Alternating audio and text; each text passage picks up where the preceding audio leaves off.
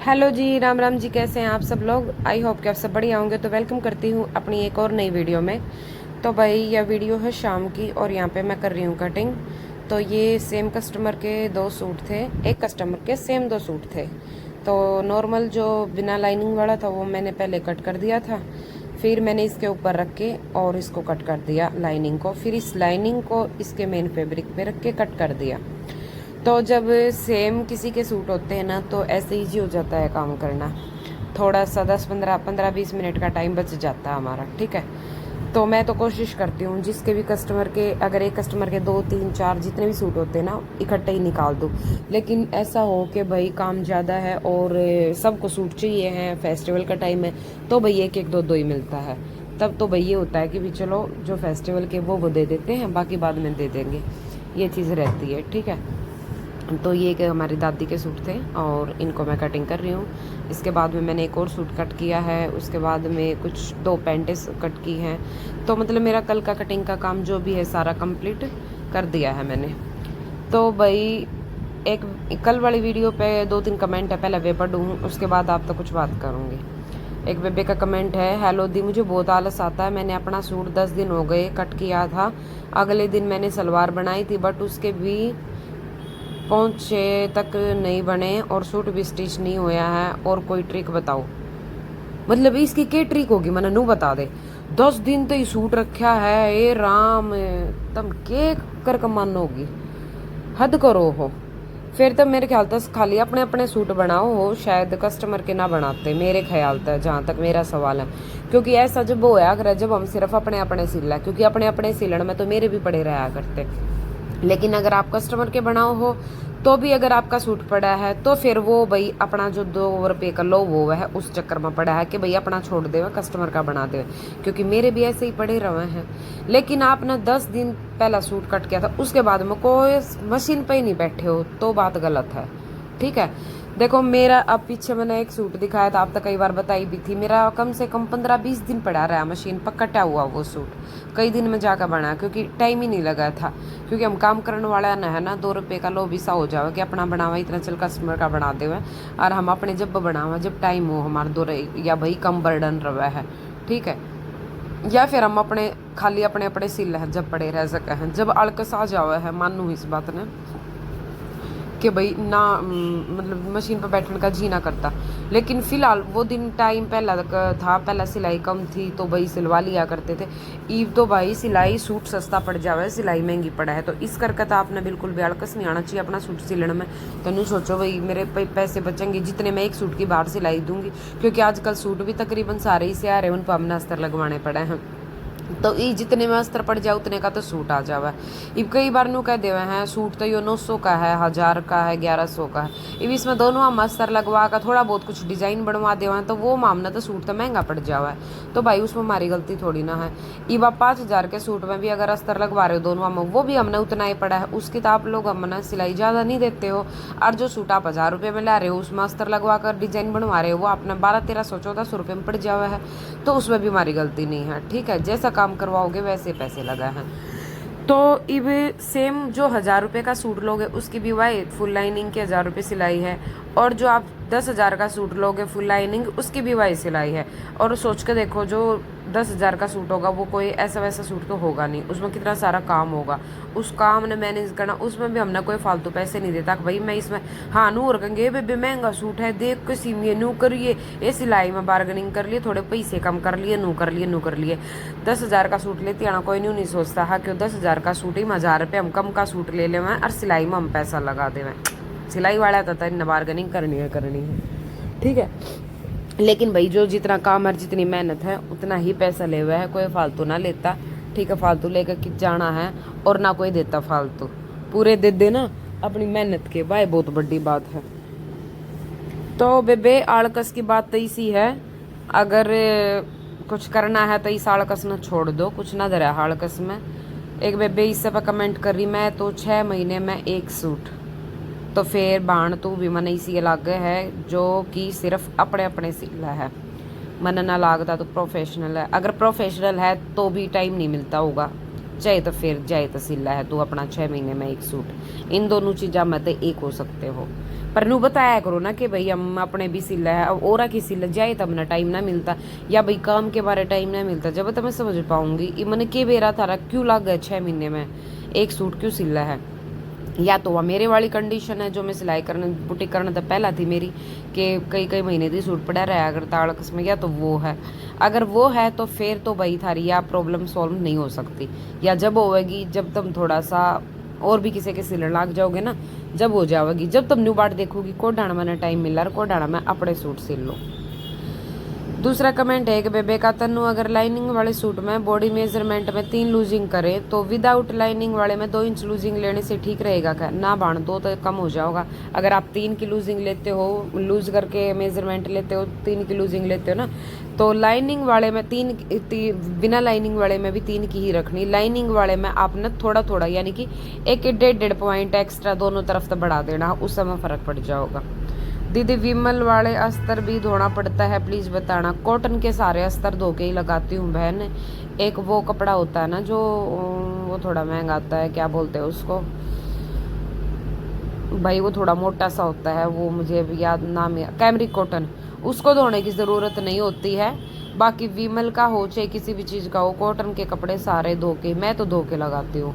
मैं बिना धोए एक भी अस्तर नहीं लगाती हूँ किसी में भी। प्लाजो वगैरह में लगा देती हूँ क्योंकि उसमें कोई ज़रूरत नहीं होती, श्रिंक होगा तो हो जाएगा अंदर, वो तो पहले ही लूज रहता है। लेकिन कुर्ती हो पैंट हो इनमें मैं धो के ही लगाती हूँ। धोने के बाद उसकी कान निकालने के बाद मुझे भी 1 बज जाता है काम ख़त्म करने में। 1 बज जा है घर का काम ख़त्म करने में? क्यों भाई, ऐसा क्या काम है? एक अगर आपने बाजी या तो पैसा का काम होगा या फिर फैमिली बड़ी होगी।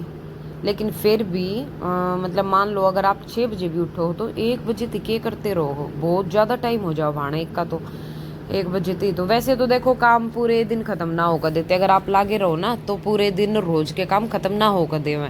लेकिन एक नॉर्मल डेली का जो काम हो वो कदे कदे मान लो भाई कुछ खाना एक्स्ट्रा बनाना पड़ रहा है, या भाई कोई और 1-2 काम फालतू लिख आए है, उस दिन 1 बज सका है। लेकिन डेली के काम में 1 बजना तो बहुत ज़्यादा टाइम ले रहे हो आप। भैंस वैस रखते हो उनका करते हो, या तो उस वजह से, और या फिर भाई फैमिली बड़ी हो और एक के ऊपर सारा बर्डन हो। अगर फैमिली बड़ी हो तो उसमें काम करने वाले भी तो हैं, उसमें भी भाई सारे मिलजुल कर काम करा करो ताकि एक इंसान पर बर्डन ना पड़े। हेलो तनु दी, मुझे भी आपसे सूट सीखने हैं क्योंकि मुझे सिर्फ राजपूती ड्रेस ही सिलनी आती है, सूट बहुत कम आते हैं, प्लीज़ मेरी मदद कीजिए। बहन मैंने सूट की, पैंट की, शरारा गरारा सारी चीज़ों की कटिंग वीडियो डाली हुई है, आप नीचे स्क्रॉल करके देखना क्योंकि अभी तो टाइम है नहीं डालने का। और नीचे मैंने सारी तरह की कई बार डाल रखी, पैंटों की भी सूटों की भी, तो आप सारी वीडियो देखो, सारी वीडियो में आपने कुछ ना कुछ ज़रूर सीखने मिलेगा। ठीक है, तो भाई ये तो थे कमेंट। और एक कमेंट कल की मैं अपनी कोई पुरानी वीडियो देखूँ थी उसके कमेंट देखूँ थी, तो उस पर एक बेबे का कमेंट आ रहा था कि दीदी अपने आसपास कुछ ऐसे लोग होते हैं जो आपको कंट्रोल करने की कोशिश करते हैं। वो लोग ना हमारी कभी हेल्प करते हैं और ना ही कभी कुछ अच्छा करते हैं, सिर्फ कंट्रोल करने की कोशिश करते हैं। तो ऐसे लोगों से मतलब कैसे ट्रीट किया जाए, उस बेबे ने यो कमेंट कर रखा था। नाम तो उसने किसी कर लिया नहीं, बट इस तरीके से उसका कमेंट था। तो फिर इस पे तो भाई देखो कंट्रोल की तो बात इसी है, अगर अपनी फैमिली वाले हैं तो अगर वे कोई चीज़ समझावा हैं या बतावा हैं या कोई चीज़ इसी है जो आपने अच्छा रास्ता दिखावे हैं तो वह चीज़ हमने माननी भी चाहिए, अगर कोई फैमिली वाला बंदा है, ठीक है। लेकिन अगर कोई इधर उधर के बंदे हैं और वे हमारे ऊपर कोई चीज़ थोपे हैं तो हमने कोई ज़रूर नहीं। देखो बात यह है कि बात के है उनकी बात माननी हो ना तो किसी की भी मान सके हैं हम, क्योंकि ना पता कौन कब किसी अच्छी सलाह दे देवे, है ना। लेकिन आपने लग गया है कि वे एडवाइस मारती ठीक नहीं है और हमने नहीं माननी चाहिए, तो मत मानो ना, उनने मानो और ना उनने इतना हक दो कि वे आपने कंट्रोल करें। ठीक है, पहली बात तो यह है कि कोई भी इंसान अगर आपने कंट्रोल करे है ना तो आपने उसका हक दिया है कंट्रोल करने का। क्योंकि हमारी लाइफ में कोई भी इंसान, चाहे वो हमारा रिलेटिव हो, चाहे हमारा अड़ोसी पड़ोसी, चाहे हमारा वो दोस्त हो, चाहे कुछ भी कोई भी हो, वो हमारी लाइफ में इतना ही इंटरफेयर कर सकता है या इतना ही हमारी लाइफ में आ सकता है जितना हम उसको परमिशन देंगे। ठीक है, आपने उसको हक दिया, उसको परमिशन दी है। अगर आपको उसकी बात समझ में नहीं आती है पहली बार में ही, वहीं पे आप उसको जवाब दो या रोको टोको। अगर उसने आपने पहली बार में उसको रोक टोक दिया ना, तो वो दोबारा से वो हिम्मत करेगा ही नहीं। और जब हम उसको हिम्मत देते हैं पहली बार में, चल जान दे छोड़ना, दूसरी बार में फिर करेगा, फिर चल जान दे छोड़ देना, तीसरी बार फिर, कहीं ना कहीं 4-5 बार अगर वो बातें ऐसी करता है ना, तो कहीं ना कहीं वो बातें फिर इफेक्ट करनी शुरू हो जाती है ऑटोमेटिकली। तो उसको उसकी लिमिट्स बताओ पहली बार में ही कि भाई नहीं, इतना ज़्यादा तुम्हें बोलने का हक मैंने नहीं दिया है, या ना मेरी लाइफ में इंटरफेयर करने का दिया है। क्योंकि जब हम किसी को इतना, हम कुछ परसेंट हक देते हैं, लेकिन अगला बंदा ना कुछ ज़्यादा ही हक समझ लेता है और वो ज़्यादा ही करता है। वो इतना हक जमाने लगता है, इतना कंट्रोल करने की कोशिश करने लगता है कि भाई बस यो मेरी ही मानना है, मेरी ही सुना है, मेरे बिना, मेरे तो पूछे बिना यो कुछ नहीं करा है।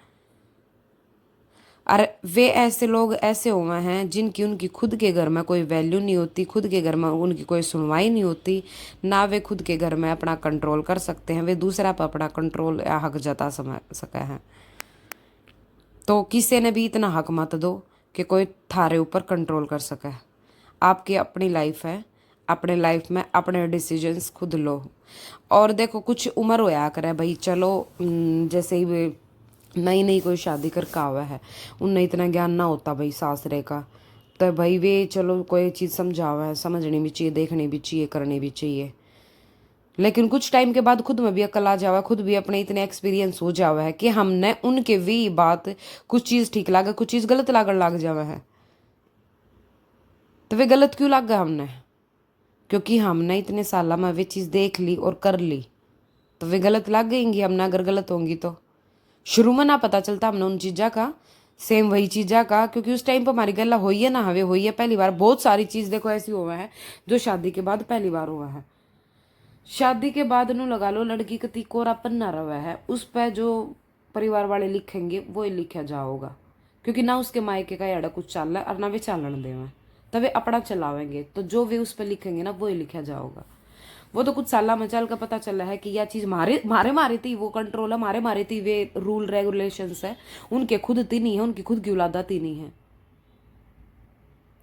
तो हम क्यों मानना फिर उनके रूल रेगुलेशंस, जब वे उनकी खुद की औलादा पर नहीं लागू है, उन पर खुद पर लागू नहीं है। तो अपने लिए बोलो और स्टैंड लो। और भाई फालतू की बात में पड़ो ये मत, कुछ नहीं डर रहा है, जिंदगी वेस्ट करनी है, आए हो तो कुछ करो, अपने लिए करो। ठीक है, तो आज की वीडियो कैसी लगी है कमेंट करके ज़रूर बताना। तो और किसी बाण का कोई भी कमेंट हो तो कमेंट कर दियो, आपने नेक्स्ट वीडियो में अपना रिप्लाई मिल जाएगा। और जो भी बाण कमेंट करे ना, नेक्स्ट वीडियो ज़रूर देखा करो, उसमें आपका रिप्लाई रहा है। फिर कई बार शिकायत कर रहा है, तनु दीदी आपने मेरी इस बात का जवाब नहीं दिया, आपने मेरा रिप्लाई नहीं करा, आपने नो नहीं करा। वीडियो सारी देखोगी जब तो रिप्लाई में सारी वीडियो में सब क्या करूँ, वो कभी आगे कर दूँ, कभी पीछे कर दूँ, कभी बीच में कर दूँ, ऐसे हो जावा है। तो आप लोग वीडियो पूरी देखा करो और एक प्यारा सा लाइक कर दिया करो, और एक अच्छा सा लाइक कर दिया करो, प्यारा सा कमेंट कर दिया करो। ठीक है, तो मिलते हैं भाई नेक्स्ट वीडियो में कुछ नया टॉपिक लेकर। आप बताओ किस टॉपिक पर आपका वीडियो होना चाहिए, क्या चीज़ आप देखना पसंद करते हो। Bye bye, Ram Ram ji.